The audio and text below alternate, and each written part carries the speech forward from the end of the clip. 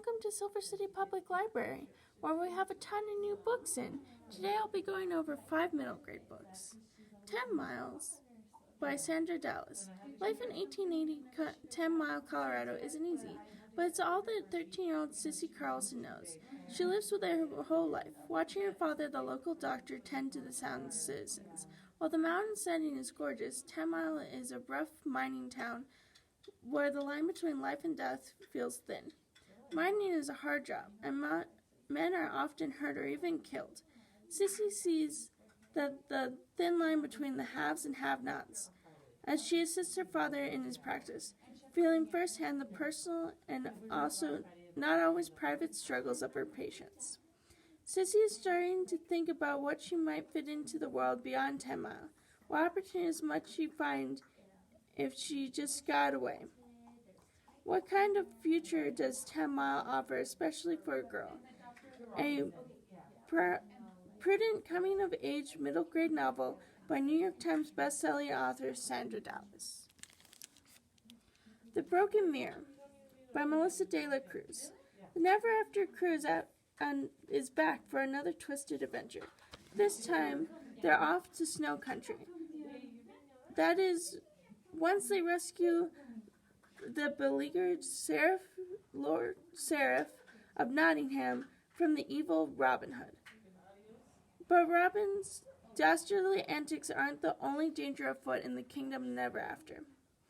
As the behest of her daughter, the wicked Cinderella, Queen Olga has turned Prince Charming into a frog following his wedding to the beautiful Hortense.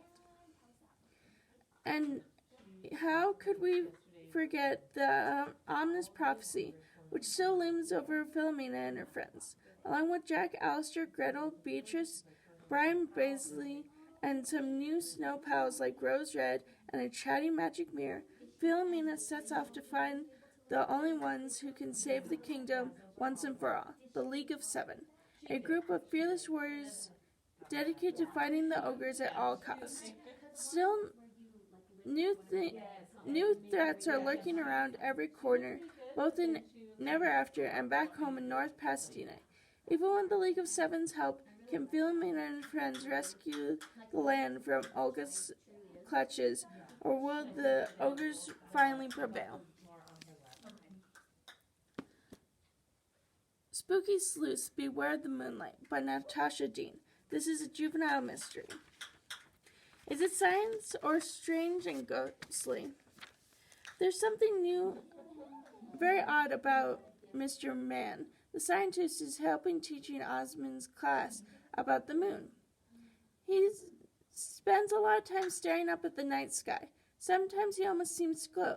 Osmond is sure Mr. Man is supernatural being straight out of a Guyanese folklore, and the whole town is in danger. His friends, Ruckshire, think there's a scientific explanation for everything. Mr. Man does. But she agrees that he's up to no good. Osmond and his friends find a way to stop Mr. Man's sinister plans. Find out if you dare.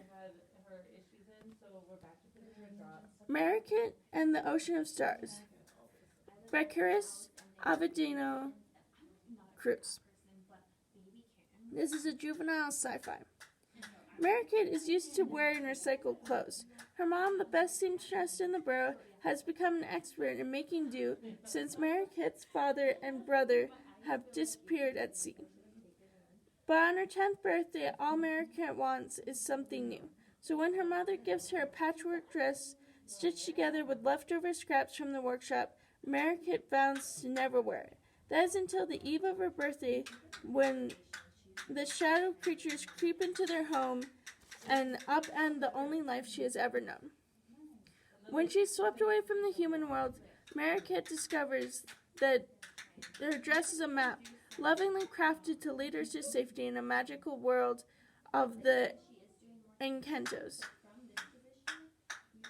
She trudges through the enchanted domains of mystical creatures, making friends out of monsters and challenging gods.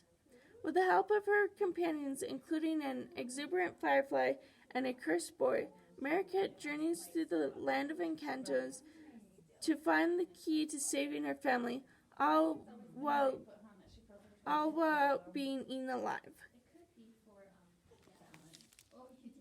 The Quest Kids and the Dragon Pants of Gold. Mark Linkous. This is a juvenile sci-fi. The Quest Kids are ready for their first real quest. This time they won't oversleep or fall into quicksand, and they promise they won't accidentally burn down the village they hired them. Their mission: to find the golden fleece rage beast, shave it, and make a nice golden tracksuit to appease a furious dragon. Simple enough for the team. Gil, a wizard, a wizard in training, his beard isn't his own. Tara, a 700-year-old elf kid. Boulder, a rock giant who is more of a cook than a fighter. Ash, a pig dog thing with fury flatulence. And Ned, their steadfast and overly optimistic leader, with their own personal quest to solve the mystery of his missing parents. Intrepid reader will find helpful tips some of the time, while laughing out loud all of the time, and Mark Lincoln's outrageously funny, heart-filled story that matches perfectly with his sly, humorous art and dynamic visual storytelling. Find these books and many more at the Silver City Public Library.